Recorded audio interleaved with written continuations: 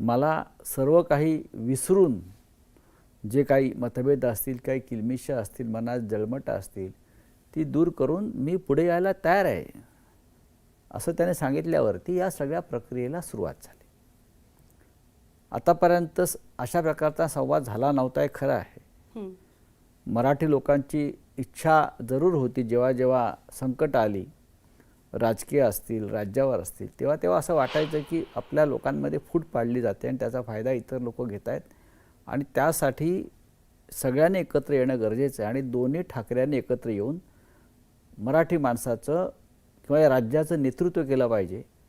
ही एक भावना या मधल्या काळामध्ये खूप वाढीस लागली आणि त्याला एक बळ मिळालं. ते हिंदी सक्तीचा जो अध्यादेश सरकारनं काढला आणि त्यावर प्रत्येकाला असं वाटलं की नाही, चुकीचं आहे. आम्ही हिंदी भाषेच्या विरोधामध्ये असण्याचं कारण नाही. मुंबई ते हिंदीची पालनहारच आहे पहिल्यापासून, पण तरी शालेय शिक्षणामध्ये हिंदी नको अशा प्रकारे. त्यानंतर मग राज ठाकरे यांनी एक आंदोलन ठरवलं, मला वाटतं 6 तारखेला, आणि त्याच वेळेला झालेल्या पत्रकार परिषदेमध्ये 7 तारखेचं आंदोलन ठरवलं उद्धव ठाकरे यांनी आमच्या पक्षातर्फे.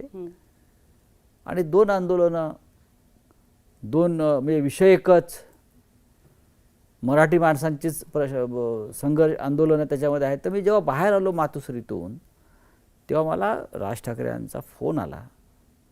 म्हणलं की आत्ताच मी तुमची प्रेस कॉन्फरन्स पाहिली आणि मीही त्याच वेळेला बोलत होतो. आम्ही आंदोलन ठरवलं 6 तारखेला आणि तुम्ही ठरवले 7 तारखेला. अशी 2 आंदोलनं मराठी माणसाची करणं एक दिवसाआड हे जरा विचित्र वाटतं आहे. तर काय करता येईल? मी म्हटलं आपल्या मनामध्ये काय आहे, एकत्र झालं तर बरं होईल. म्हटलं ठीक आहे, चांगली भावना आपली आहे. मी आमच्या पक्षप्रमुखांशी बोलून घेतो आणि मी ताबडतोब गाडीतनं उतरलो परत, कारण मी कलानगरमध्येच अजून बाहेर पडलो नव्हतो. परत उद्धवजींना भेटलो. म्हटलं अशी अशी आता आमचं चर्चा झाली दोघांची, तर काय करावं आपण? ते म्हटले जर त्यांची इच्छा असेल आणि हा विषय मराठीचा असेल तर त्यांचंही म्हणणं बरोबर आहे की आपण 2 मोर्चे काढण्यापेक्षा, 2 आंदोलनं करण्यापेक्षा आपण एकत्र करूया. एका झटक्यात त्याने सांगितलं. मी राज ठाकरेंशी परत बोललो आणि त्यानंतर आमची ही एकत्र ही आंदोलनाची प्रक्रिया सुरू झाली.